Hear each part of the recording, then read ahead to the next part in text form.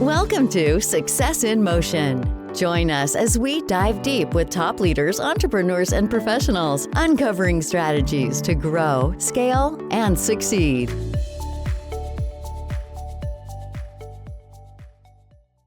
Hey guys, welcome back to this episode of Success in Motion. This is Michael. I'm your host today, and I'm here with William Paiva. I might have pronounced his last name wrong. I'll have him correct that here in a second. But William is a pretty cool guy. He has a long track record of success. He started out as an immigrant from Germany. He was able to work his way up to get to go to college at the University of Oklahoma. Got a PhD in molecular biology. He has an MBA from Dartmouth. This guy has spent 25 years in the venture capital pharma arena. He also has a pretty cool role at the Center for Health and System Innovation at Oklahoma State University. And the most interesting thing that I have found about this guy is he's actually writing a book about what we're talking about today. He's writing a book about the mindset of success. And so take it away, William. Yeah, no. Hey, Michael. Thanks for having me on your podcast this afternoon. It's an honor, and I love doing podcasts. I love telling the story, and I love sharing things from my lifetime. As you said, Michael, I've been blessed throughout my life along my journey. Doesn't mean there hasn't been setbacks along the way, but I view setbacks as actually opportunities. And not to digress for a second, somebody actually asked me, I spoke a couple of nights ago, and they said, what's your biggest regret? And I said, honestly, I don't have regrets because of a couple of reasons. When you focus on regrets, you focus on negative energy and you're watering negative grass. And the reality is regrets are actually learning opportunities that set you on a different track that you probably needed to be on anyway, right? And so I don't really have regrets. But like you said, Michael, I started out my career initially, as a scientist. Went to college to initially be a medical doctor until I worked in a hospital and decided I didn't want to be in clinical care and decided to go ahead and do a PhD in molecular biology and then worked in neurobiology for a while and as a bench scientist, and then kind of decided that I wanted to go to, well, it's interesting. At the time, I couldn't decide whether I wanted to go to law school or business school. And so I took time out to go work at a law firm for a while and learn the legal aspects of science. And then I worked at a startup healthcare company and just sort of learn the business of science, and ultimately decided to get an MBA to get on the business side of science. And so like you indicated, I went to Dartmouth College and got an MBA to get on the business side of science. After getting an MBA, worked at JP Morgan in New York doing healthcare investment banking. Then worked at Merck in New Jersey, the large pharmaceutical company doing business and corporate development. And then really for the last 25 years have run a venture capital fund to invest in early stage healthcare entrepreneurs. Basically, think Shark Tank for healthcare. That's what we do. So if you're an entrepreneur with a new drug, a new device, a new diagnostic, a new healthcare service company, and you need money to get the company started, then you come to people like us. If we like it, we'll invest in exchange for a piece of the company and hopefully grow the company into something really big that we can all sell and do well with. Also, like you indicated, for the last 10 years, I've been running a health innovation center for Oklahoma State University focused on rural and Native American health. And how do we transform rural and Native American health? It's actually America's largest health disparity. 20% of America or 75 million Americans live in rural markets dealing with inadequate health care. And so that's kind of what I've done over the last, almost 3 decades of my life. Well, I guess it's approaching 4 decades of my life between being a scientist and somebody in innovation and healthcare and finance and entrepreneurship, et cetera. Like you said, I'm also in the process of writing a book. It's really, it's going to be an amalgamation of kind of personal reflection of what are those aspects of your, to maximize your personal and professional mindset for success. And it's really a reflection on myself as well as the 28 CEOs that I've backed over my 25-year career and seeing what they did to be successful CEOs and entrepreneurs. And so, yeah, I'm in the process of pulling that together, and that's who I am, Michael. And as a side, I enjoy doing card magic. I always take a deck of cards with me on an airplane and do card magic on the plane. Always have a Rubik's Cube with me to solve the Rubik's Cube on the plane. And from time to time, I do stand-up comedy just for the fun of it. That's quite the backstory, William. Let's focus a little bit on this immigration status, the Mhm. immigrant status that you have.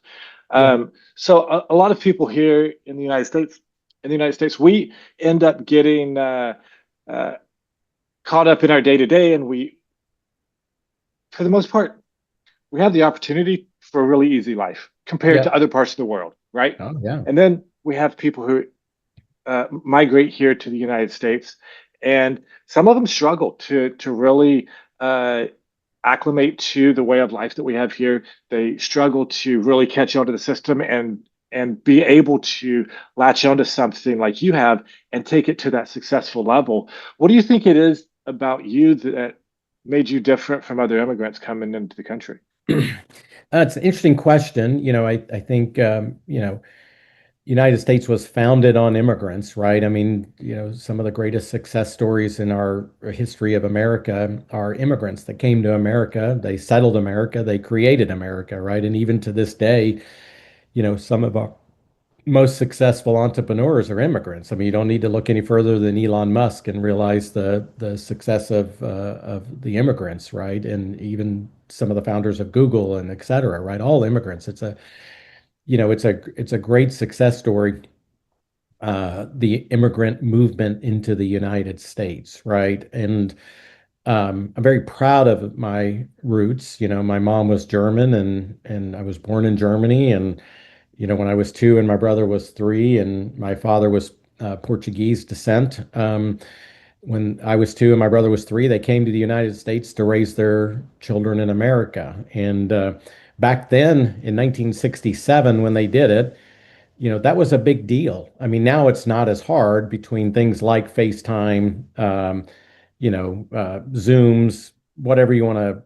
Our ability to communicate around the globe now is much more is a lot easier and certainly cheaper, right? But back then it was a big deal, right? And so um, I actually have a photo of my parents in my office. It sits on the wall, and it's kind of my higher purpose. And I tell everyone in life have a higher purpose, right? And one of my higher purposes is the sacrifices that my parents made to bring me to America, to raise me in America, and those sacrifices. And I honor that because of that. In terms of your specific questions, I'd answer it a couple of fold. The first is um, I think when it comes to anybody that's trying to be successful in whatever environment it is, whether you're a immigrant coming to the United States, whether you're like myself when I was a scientist and I went to business school, um, whether it was when I grew up in blue collar roots and ended up in a white collar world, right? The key to all of those transitions in your life is your own self, right? Sometimes the biggest barrier is what's between your ears, right? It's not anything 100%. other than that, right? So is your heart and mind open to it? Are you relaxed to the journey? Are you relaxed in the journey? Are you willing to flow with the journey, right? Because there's going to be things that's going to pop up in front of you, right? And you have to just kind of be in a very relaxed state and flow with it. So I think if I had to answer your question specifically about me, I think it's because regardless of the challenge of the whether I went from, where I came from to America, or whether I went from being a scientist into the business world, or whether I went from a, more blue collar, uh,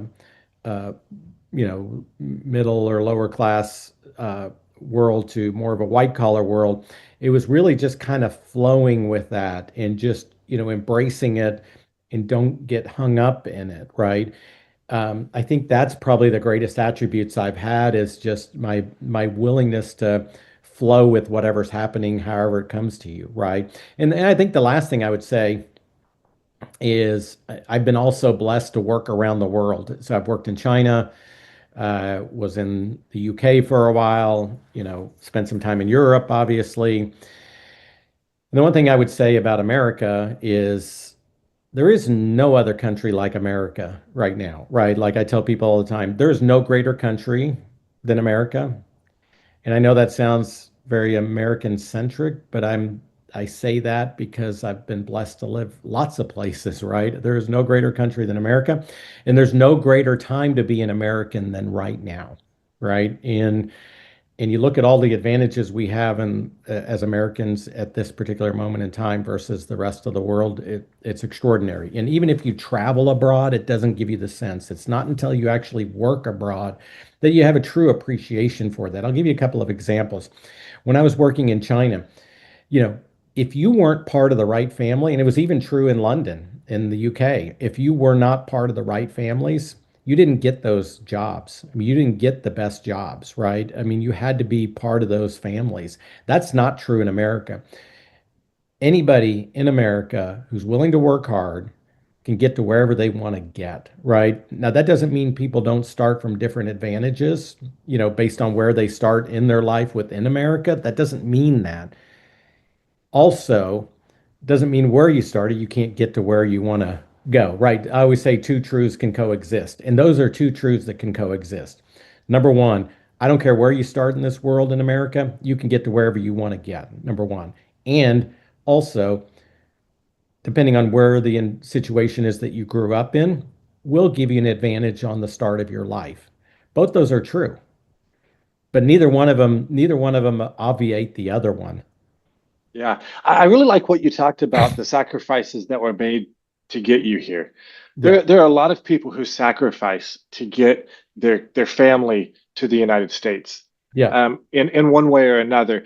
But it seems like you took that to heart and you really understood the sacrifices that were made, and you almost owed it to yourself and to your family to be successful because they sacrificed so much to get here, and you took that to help you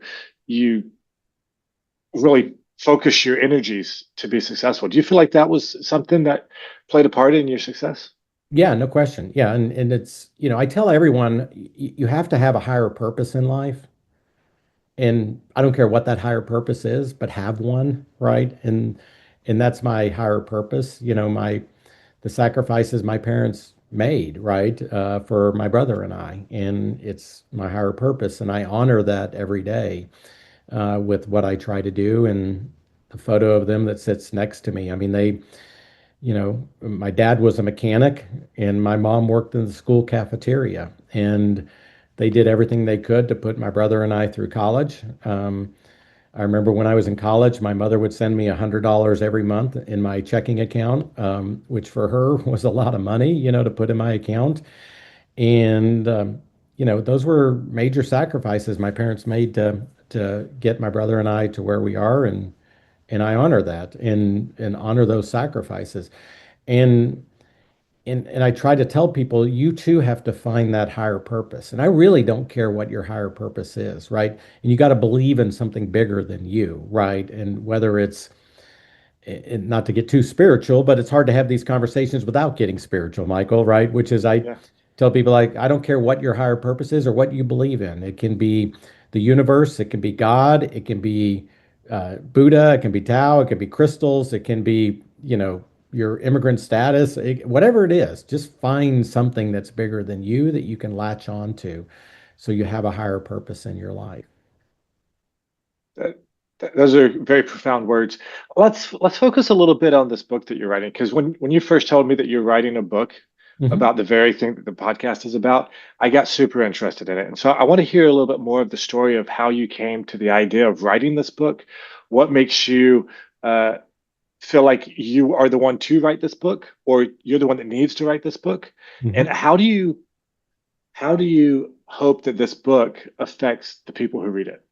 Yeah, no, all good questions. It was an outcrop of COVID because you know, I was sitting at home, I was working at home, I wasn't at the office, and I started thinking about where I was in life during COVID. I was at the time 54 or 5-ish, if you will, now 59. And I was kind of sitting around going, okay, what's the next chapters of my life going to look like, right? And the R word is not in my vocabulary, the retired word, because I love what I do and I love the work I do, and so I never will retire because I just enjoy it. I enjoy working and I enjoy and I feel like I have a societal obligation to keep doing it, and I feel like I have a personal obligation and and even a familial obligation to do that.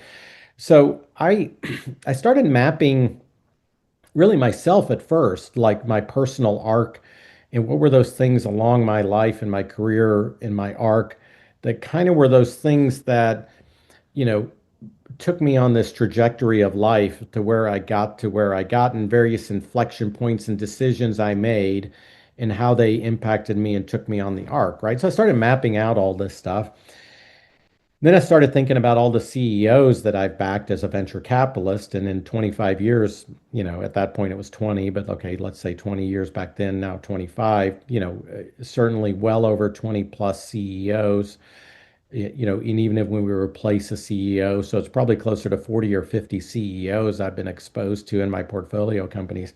And really looking at the ones that ultimately were successful and what were those attributes uh, that they all exhibited, and started mapping out all of those and distilling those down. And so back to your specific question, why do I think I can write it? Well, the reason I think I can write is I've been blessed to see very successful CEOs be very successful and even unsuccessful CEOs be unsuccessful, right? And what were those attributes of the good ones and the bad ones that ultimately made the good ones successful, and then even reflecting in my own life. And that distilled into the book that I'm writing.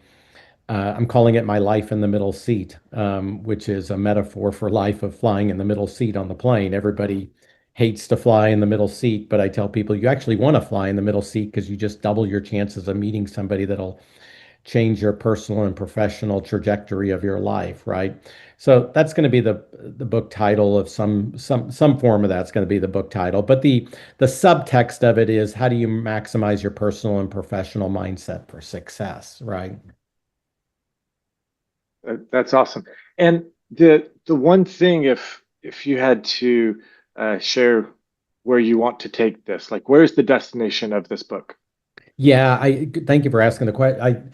I'm really going to launch a speaking company around it, and I'm going to have the purpose of the book is, you know, to be a effective speaker, you kind of need a book to be your union card or whatever. Everybody expects you to have a book, right? So I'm writing a book. I'm really doing it for several reasons. A, I want to do it to codify it and get it down in paper because I think it's important to do that. The second is that I think it's going to be a good enabler for me to launch my speaking company because I want to get this word out. I want to get these messages out that I've learned, and so that's the purpose of the book, is really to be, I don't have an expectation. Now, if it happens, great, but I don't have an expectation the book's going to sell a million copies. I do have an expectation that the book will be an enabler for me to launch the speaking company that I want to launch, that I can then talk to tens of thousands of people and share what I've learned with them. Yeah, that's a great place to start when you want to be a speaker. There are hundreds, if not hundreds of thousands of speakers Yeah. who are in this space. There's a lot of competition, right? Yeah. What is it specifically that sets you apart? You've given me a lot of examples, but specifically that sets you apart in the speaker world. What? Yeah. No, it's a question I've thought about a lot. I mean, as a venture capitalist, I deal with entrepreneurs all the time of like, asking that very question, Michael, which is, why are you going to be successful in a world filled with lots of competition, right? Like, what's unique about you as this company, right? So it was only fair if I was going to launch this company that I too should ask my own self that question of, which is like, why, William, will you be successful when the universe is filled with thousands, hundreds of thousands of speakers, right? And so I kind of mapped out a lot of the speakers, and there's a lot of speakers that focus on leadership. They focus on team. They focus on, motivation, lots of things like that, right? And so I didn't, however, find a lot of folks that had 25 years of venture capital. If you've been in the venture capital business for 25 years, it's rarefied air. Not many people are in venture capital that long. So I've been blessed to be in a venture capitalist for that long. So I think why I'll be successful is I've seen a lot of companies and I've seen a lot of successful companies and I've seen a lot of attributes of CEOs that will be successful that have ultimately contributed to the frameworks that I've developed that is going to be part of this book, right? And so I think that's really my competitive advantage or magic sauce is my ability to distill down all of these things that I've learned across 25 years and gosh, approaching 50 CEOs and distilling it down into a framework of how do you maximize your personal and professional mindset. I'll give you a couple of examples, Michael, if you want from the book. I'll give you one example. I mean, I'll give you one. And I can give you two or three examples. But one of the things, for instance, I talk about is a lot of people that are successful, people from the outside looking in will refer to them as, quote, lucky, right? They'll say, Yeah. oh, you know, Jim got lucky, right? Or you know what I mean? Or Susie got lucky, right? They got lucky because they were at the right place at the right time, right? You always hear that, right? Yep. The reality is I believe that people make their luck and they also make their own bad luck, right? And so we all have friends and family that fall into both categories, right? Uncle Jim, everything Uncle Jim touches turns to gold, right? Uncle Jim has the Midas touch, right? And, bless Aunt Susie's heart. Everything Aunt Susie touches, turns out bad. Aunt Susie always runs a bad luck, right? So I started doing some research on this luck thought and luck framework. And I came across a UK researcher. His name is Richard Weissman. And he wrote an article called Be Lucky, It's an Easy Skill to Learn. And what he was trying to do is to quantify what made lucky people lucky and what made unlucky people unlucky, right? So he got 400 people, 200 of them lucky, 200 of them unlucky. So 200 of people that would self-describe themselves as lucky and 200 people that would self-describe themselves as unlucky, right? And the first thing he did is he personality typed them. The lucky people were extroverted, they were positive, they were big picture, they were glasses half full people. The unlucky people were introverted, negative, glasses half empty, every day's a bad day people, right? So you and I could have come up with that. That was not that interesting, right? I mean, that's what you would expect from lucky and unlucky people, right? But Yep. what he also did is he put him through a couple of sociological experiments. And there's one I always remember, and I tell this one all the time, is he gave all 400 of them a newspaper. And he said, your job is to count the number of photos in the newspaper. And if you get it correct, I'll give you $100. Okay. And there were 42 photos in the newspaper. So he gave it all out to everyone and he told them to count the number of photos. But what he didn't tell any of them was on the third page of the newspaper, above the fold, in big font he had printed, tell the proctor you also saw this. Stop counting. There's 42 photos in the newspaper, and we'll give you an extra $100, right? So basically, stop counting. There's 42 photos in the newspaper, and tell the proctor you also saw this, and we'll give you an extra £100, right? So the lucky people, almost without exception, came up there and said, hey, we saw what was on the third page of the newspaper. There's 42 photos in the newspaper. You owe us £200, right? Or $200. The unlucky people, almost without exception, simply counted all the entire newspaper, right? Went through all 42 photos and counted them, and then came up to the Interesting. front and said, there's 42 photos in the newspaper, and you owe me $100.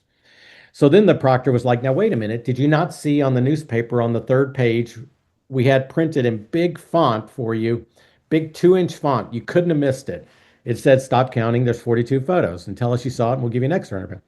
Turns out the unlucky people that never saw that, it was about a third, a third, a third. A third never saw it, right? So they're detail oriented. You told me to count photos and I'm not reading the text, right? So I'm going to count the photos because that's what you told me to do and I'm not going to read the text, right? The second third, so the first third never even saw it. The next third saw it, but they didn't believe it. They're the skeptics. This stuff never happens to me, right? It just doesn't happen, right? The final third saw it, may or may not have believed it, but didn't act on it, right? The point of the article, Michael, is that luck's flying around all of us all the time. Lucky people see it, believe it, and act on it. Unlucky people never see it, never believe it, never act on it. So the lucky people, in addition to having those personality traits, they actually live their life differently. They see opportunity, they believe in the opportunity, and they act on the opportunity. So, it's part of that is in my book about that attribute. And when I think back to some of my most successful companies, from the outside looking in, people are like, well, holy cow, they got lucky. When the reality is they didn't get lucky. There was things they were doing very specifically that put themselves in a position to be lucky. Yeah, that is a very interesting story. I hadn't actually heard that one before, but it makes sense. Like we don't actually look at the things that we're not focused on, right? And so the lucky people, they have a wider perception of what they're actually looking at. They don't get so buried in what they're looking at that they don't take the time to look at other things, right? Yeah, and it's interesting because one of the things I forgot to say when they personality typed them, this was the surprising thing. The unlucky people were very detail-oriented people for that very reason, which is they're very detailed, they're stuck in the minutia, they can't get out of it. You tell me to do this, I'm going to do that. And I'll tell you one other story, Michael, you might like this. So so how did William get a job at JP Morgan in healthcare investment banking after being a scientist, right? And I'll tell you Great the question. story. So there was no reason for me to get a job in banking coming out of business school, right? Because I was a scientist prior to that. I'd never taken a business class in my life, no finance, economics, accounting, marketing, management. Forget it. I had not taken a single class, right? Till I went to business school. Anyway, when I was up at Dartmouth, I decided I was going to go to every single executive briefing I could go to, and I didn't care who you were. If Dartmouth was inviting you back for a dinner, I was going, and I didn't care who you were. So I go to this dinner one time, and it was a guy who ran the air conditioning business unit for a large company in Columbus, Ohio called Eaton Corporation. So they make air conditioning ducts, right? And there was two other of my classmates at the dinner. So there was four of us total. Me, two of my classmates, and this particular executive. And at the end of the dinner, and my two other classmates, Michael, one was from Columbus, Ohio, the other was from Detroit, Michigan. And at the end of the dinner, the guy who was the president of the business units of the president of the air conditioning business unit looks at me and he said, "Hey, William, why'd you come to this dinner?" He goes, "We make air conditioning ducts." He goes, "You're a scientist." He goes, "I got to assume," he goes, "I get why they're here. We're in Columbus. He's from Columbus. He's from Detroit. I get why they're here. But I got to assume you don't want to go into air conditioning, right?" And I said, "No, I want to go into healthcare finance and, entrepreneurship or whatever." And he goes, "Well," he said, "I'm glad you came." He goes, "Because my best friend from my business school class runs healthcare investment banking for JP Morgan. And I'm going to call him tomorrow morning and tell him that I had dinner with you last night and I thought you were great and he should get to know you." The next day, I had a message on my answering machine from the managing director of the healthcare investment banking group at JP Morgan telling me they were going to be in Hanover, New Hampshire in 2 weeks, suggested we go out to lunch. We go out to lunch. That started the whole cascade of how I ended up getting my job at JP Morgan. So, did William get lucky?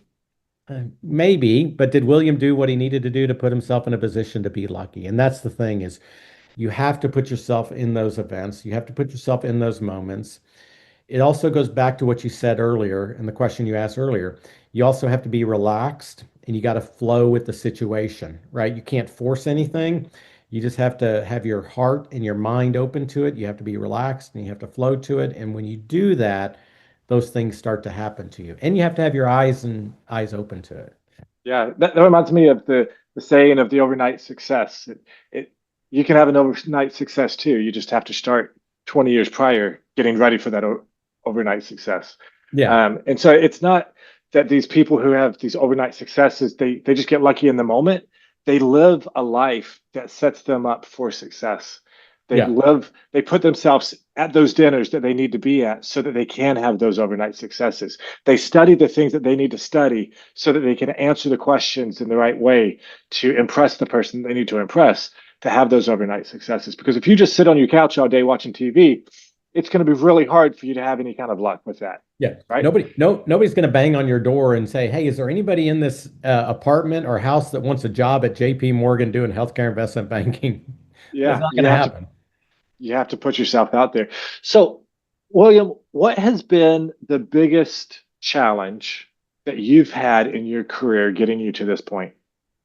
I would say the biggest challenge I've had in getting me to this point is myself, right? What's between my own ears, right? Stuffed out. Just you have to not talk yourself out of things, right? Mhm. You have to just, you just have to be willing to just go do it. It really does come back to that, if not you, who, if not now, when, right? And Yeah.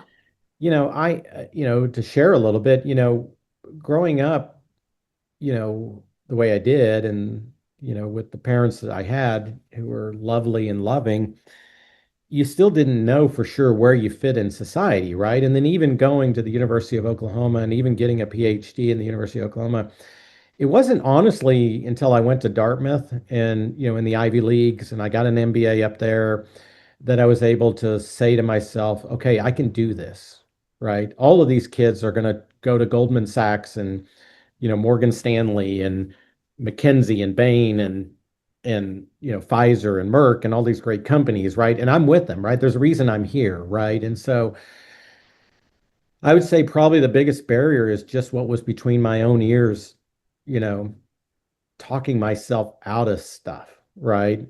That was probably the hardest thing.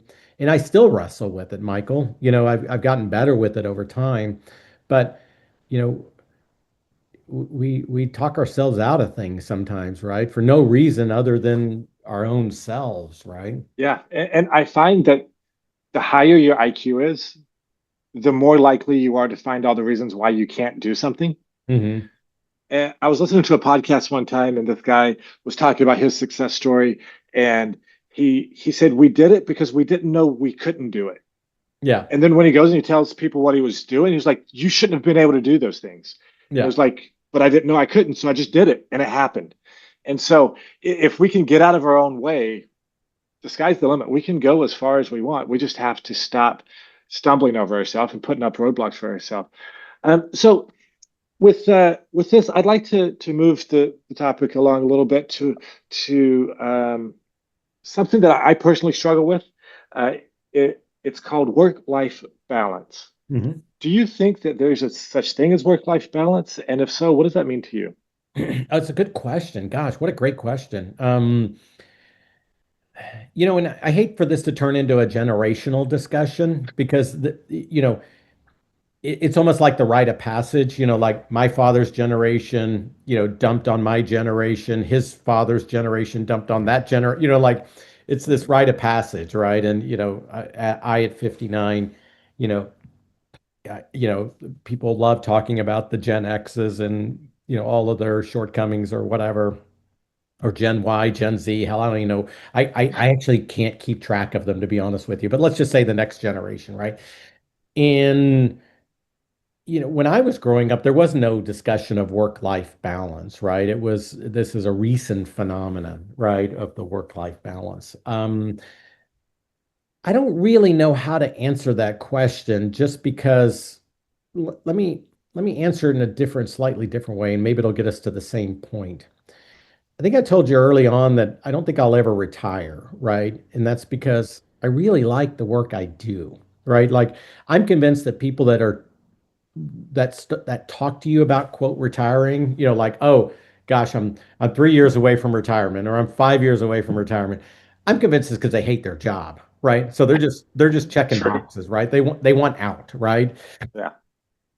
I don't feel like that. I actually really enjoy, what I do and I enjoy my life. So that's why I don't know that I'm the right one to ask the work-life balance question, right? Because I enjoy the work so much that my work-life balance is my work because I like it, right? It is my life and it's my identity and it's all of that stuff.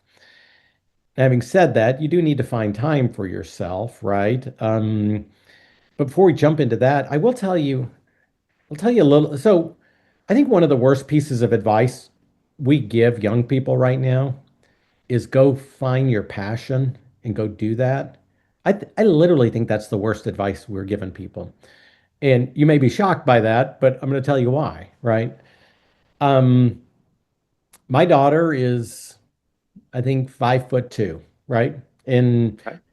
if she told me her passion was to play in the WNBA, I would tell her, honey, I don't care how big your passion is, it's not happening.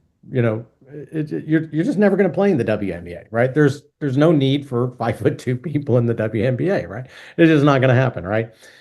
Yeah. So, and there's other examples of that, right? Where people are kind of, pursuing their passion, and I don't think that's necessarily the right strategy because people can waste a lot of time pursuing a passion. So then it begs the question, okay, what is your framework, William, if you don't like the, hey, go pursue your passion?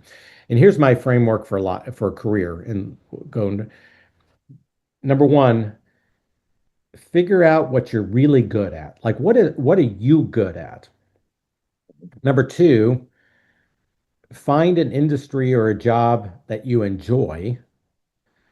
And number three, find a job that or an industry that'll pay you a salary that's commensurate with whatever it is that you need to make yourself happy, right?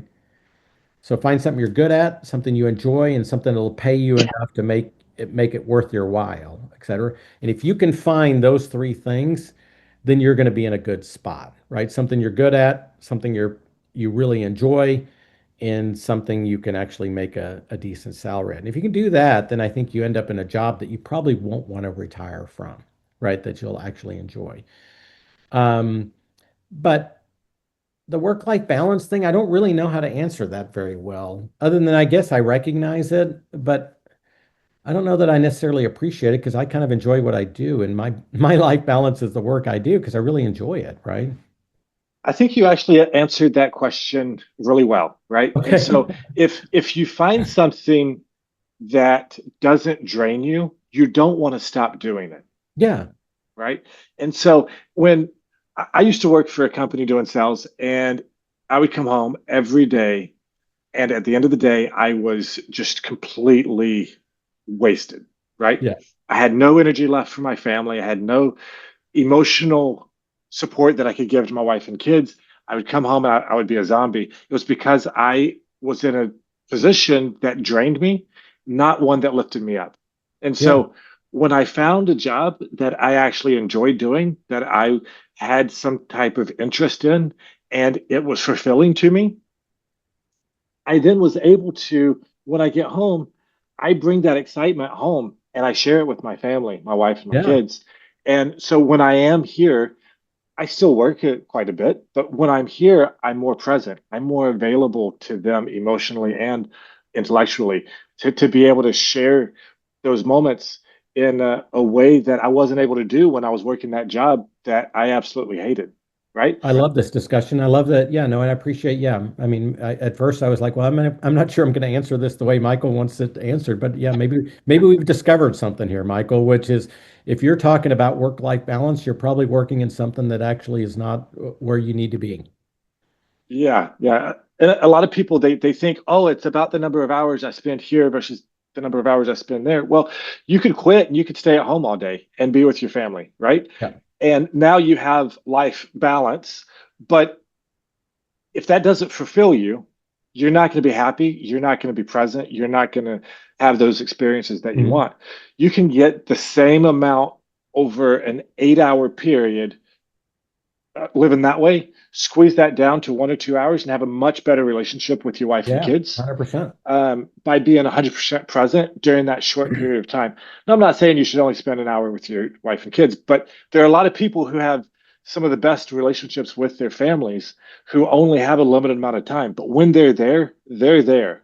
They're not Yes. thinking about all these other things. So Yeah. I think that you did hit the nail on the head with work-life balance as far as do what fulfills you and what isn't draining you. Yeah. Do what you love, do what you enjoy. Well, I love this discussion. Thank you, Michael. This was good. Yeah, thank you for your input on that. It was good. So it sounds like things are going well for you in your career, um, and a lot of our guests look towards the future and how they can create a passive income, be able to find something besides just trading time for money, Mhm. something that they can enhance or even replace their current income activities with. What are your thoughts on this? Oh, I don't really know. I mean, I know everybody talks about the quote, passive income, mailbox money, all that sort of stuff, but maybe it happens to other people, but you know, money doesn't rain down on you unless you're actively going after it, right? Unless you're, I don't know. I mean, people do talk about passive income, and I guess there's, if you're in real estate and you own some real estate, I guess you get rental income off of it, and that's passive income and that kind of stuff. Seems a little boring to me, but I guess I guess it works.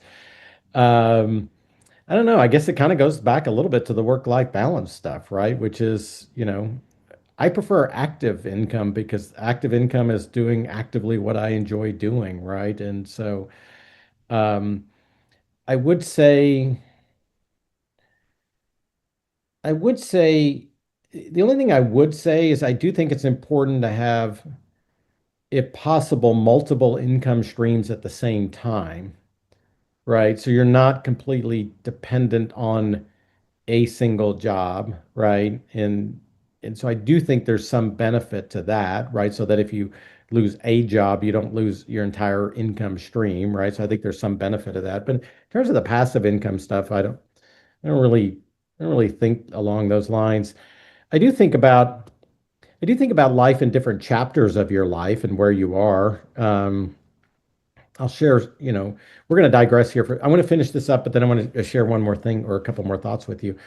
But I do think you got to think about where you are in your life and are you doing things that are aligned with where you are in your life, right? And so for instance, I'm 59. So I'm sitting here going, okay, I'm 59, let's say 60. If I expect I'm going to likely live to 85 to pick a number because I'm in very good health. And so absent something tragic happen, I assume I can live well into my 80s, maybe if I get lucky, early 90s. So, I've got 25 years left of my life, right? I'm very energetic, high energy, et cetera. And so what do I want to do next, right? And or what do I want to do as part? And that's what's leading into my book and my speaking company, because I could see myself doing that for the next 10 to 15 or so years, to do something like that. Um, so I could see myself doing that where I wouldn't have done it in my 20s, right? Because I wouldn't have had the ability to come across as a credible author or credible Yep. speaker in my 20s. So it kind of maps along those lines. I will tell a couple of things real quick. So when I reflect back on your career journey, Michael, if you think about, you know, when you finish high school or finish college, whatever it is you're doing, you're usually doing something very technical at the time, right? So you went to college and you got a degree in accounting, so now you're an accountant, or you got a degree in marketing and now you're working in marketing, or you got an engineering degree and now you're an engineer, right? In your 20s and 30s, what allows you to progress in an organization is how good you are at a technical trait, whether it's marketing, finance, accounting, marketing, whatever, right? So you're going to compete against your peers by being a better engineer, a better accountant, a better salesman, a better marketing person, a better whatever, right? But then you get to be about 40, and what you end up discovering at 40-ish is Darwin has worked, right? Darwin works in the workforce too, right? Darwin selects out the mediocre people, right? And so when you start in your 20s, there's going to be a range of people with ranges of capabilities, right? But then by the time you get 40, everybody's largely pretty good at that point, right? Is pretty capable in their 40s at being an engineer, being a finance person, being an accountant, being a marketing, whatever. They're all going to be good by the time you're 40. Now, what's going to differentiate you and take you to the next level is the breadth and depth of your Rolodex. Okay. Who do you know to make stuff happen? Right. And the dirty little secret is nobody tells you that in your 20s. Right. And all of a sudden you get to be 40 and you're like, holy cow, I'm kind of stuck in my career. But if I'm in an accounting firm, if I'm going to become a partner, or if I'm a lawyer and I'm going to become a partner in the law firm, or to get to that next level, it's going to be the breadth and depth of your Rolodex, which is usually associated with your ability to sell business, right? And sell new business. And if I think about what I do, most of the stuff I do right now is not really tactical stuff. It's more relationship stuff. Can I bring people together to make a deal happen? Can I bring people together to make this deal better? Right? It's that kind of stuff, right? So I tell people in their The problem is if you don't realize it till you're 40, you're 20 years behind.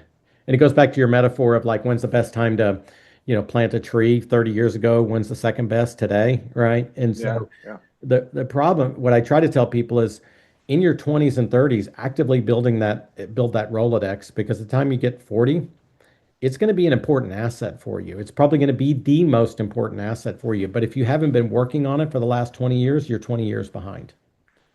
yeah. That brings up or brings back to mind the different phases of life, right? Yeah. Your first 20 to 30 years are your learning phases, right? You're spending all of that time trying to learn. You're going to school, you're going to college, and then you're still learning the first 5 or 10 years that you're doing the job on those Yeah. technical things. Then you have your earning phase. That's where you're gathering a paycheck. Hopefully, you're tucking something away for a rainy day, putting some into some kind of retirement growth fund. And then in the later years, which is where you're coming up on, is the yearning phase, right? And this is where you really take everything that you've done to this point, and now you're able to apply it in a way that is completely different than anybody else can, right? Because you have created your your network of people, your network of information, and your network of capital to go and do things that are going to set you apart for the rest of your life from everybody else. And so I Yeah. really like that you touched on those things. When people are talking about passive income, they're typically talking about what they want to do during those earning years and those yearning years where they're putting their money to work for them. And too often people get wrapped into something that they think is going to be passive, but really they're just creating another job for themselves, Yeah. right? Yeah. And so if that's what you want to do, that's fine. Go create that job, which is great. That's another source of income. Just you have to go into those things knowing what you're getting yourself into and knowing the amount of effort and energy it's going to take to actually make that passive income, those houses that you're renting out. Like Yeah. somebody has to plunge the toilet, somebody has to do the Yeah. repairs, somebody has to collect the rent, right? And so understanding what you're getting yourself into really is crucial in that, and just understanding what your risk tolerance is in general for investing and what you want to get out of it, and what you want to put into it. Yeah, and So the funny thing is the number of people that I know, and because I know people across all age demographics, but the number of people that are quote retired, and I'll ask them, Michael, I'll be like, well, how's retirement going? I get one of two answers, and these are people that have been successful in their life or whatever, but I generally get one of two answers. I'll either get number one, I'm bored out of my mind.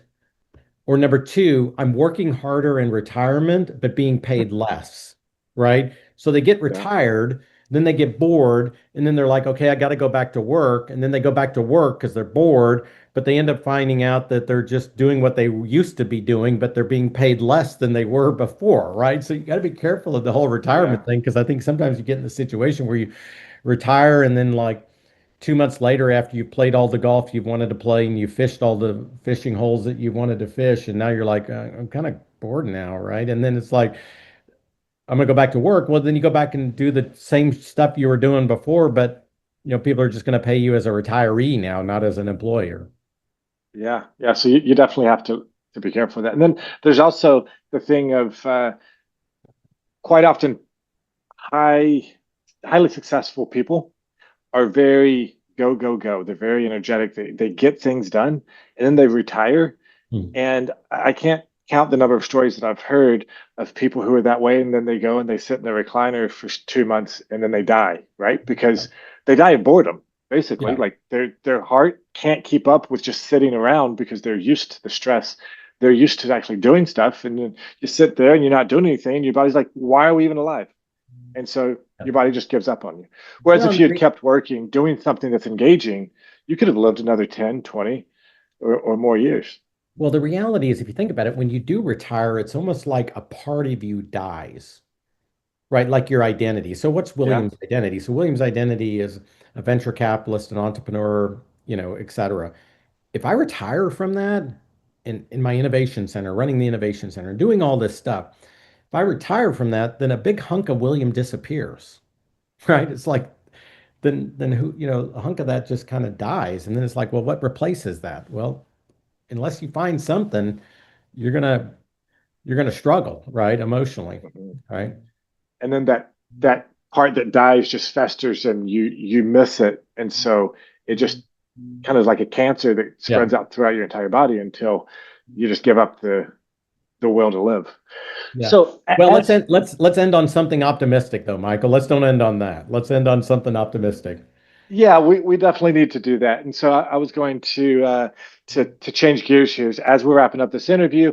What exciting plans? I know that you have the book coming out, but what other exciting plans do you and initiatives do you have in the works over the next 6 months? Oh, over the next 6 months, I would say finishing the book, getting it out, getting my speaking company launched. Um, I'll probably raise my next venture fund, go ahead and raise another one. So I'll probably do that over the next 6 to 12 months. A couple of my portfolio companies are probably going to be exiting over the next 12 months, and that'll be exciting. And those are a lot of hard work, but it's exciting. It's fun when you invest, but it's more fun when you get to cash the check on the way back too, right? And as I tell people, when we invest, we sign the front of the check, and when we get returns, we sign the back of the check. And I prefer signing the back of the check. So so hopefully that'll happen over the next 6 to 12 months. I'm turning 60 in September, so Oh, that's pretty nice. exciting. And I'll probably go do something to challenge myself at 60. I've thought about going to the top of Kilimanjaro. So I've thought about hiking to the top, which is the largest mountain in Africa. So I may go do that. So I've been looking into that. I've also looked into doing Machu Picchu, hiking to the top of Machu Picchu in Peru. So I'll probably do one of those two things in the next 6 months because my birthday will be in September. So no small feat, right? You're gonna go big or go home, right? Yeah, why not, right? I love it. Um, well, William, it's been a pleasure working with you or talking to you on this podcast, sharing this time, and just getting to know you and your journey and where you're headed. If people would like to connect with you, what should they do? Well, I'm on LinkedIn, so they can connect with me via LinkedIn. And I can give you my email address either now or offline, and they can connect with me via email. So either one works. So I'm on LinkedIn. Feel free to connect with me in LinkedIn, and I can give you my email address as well. And your LinkedIn profile, that's William. How do you pronounce your last name? I'm going to butcher it. Yeah, that's okay. It's pronounced Paiva. It's Portuguese. Paiva. Yeah, it's Uh, Paiva. So William Paiva. And what's that email address? yeah, William, uh, D like dog, E like Edward, last name Paiva, Paiva. So William D.E. Paiva at gmail.com. Perfect. Well, guys, that's another episode in the books here with William Paiva and his amazing journey that at 60, he is just getting started. I'm looking forward to seeing where he takes this, and we'll see you all next time. Thank you. Thanks for tuning into Success in Motion. Want to share your story? Visit successinmotionpodcast.com /guest to apply and be featured on the show.